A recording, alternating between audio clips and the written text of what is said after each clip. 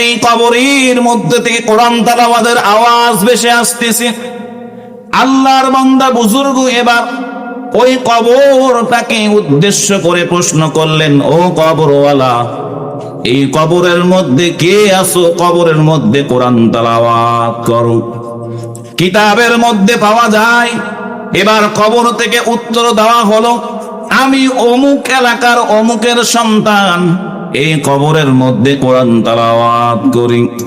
এবার বুজুর্গ বলে, আল্লাহর বান্দারি, কোরআন তেলাওয়াত করার জায়গা তো তোমার কবর নয়, অথচ তুমি কবরের মধ্যে কোরআন কেন তেলাওয়াত করো?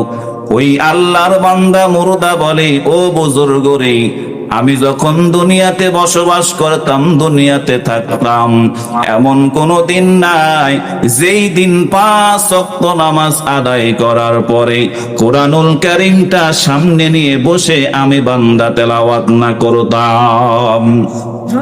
আমার কাছে কোরআন তেলাওয়াতটা সবচাইতে প্রিয় আমল ছিল। 5 ওয়াক্ত নামাজের পরেই বসে বসে মসজিদে কোরআন তেলাওয়াত করতাম আর আল্লাহর কাছে দোয়া করতাম, আল্লাহ, আমার কাছে সবচাইতে প্রিয় আমল হলো কোরআনুল কারীমটা তেলাওয়াত করা। কিন্তু মালিক আল্লাহ, দুনিয়ার হায়াতের মধ্যে কোরআন তেলাওয়াত করতে পারতেছি, কিন্তু মৃত্যুর পরে তো আর কোরআন তেলাওয়াত করতে পারবো না।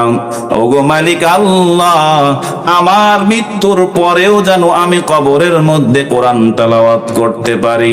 ওগো আল্লাহ, তুমি আমাকে এমন একটা সুযোগ আর তৌফিক দান করিয়া দিও।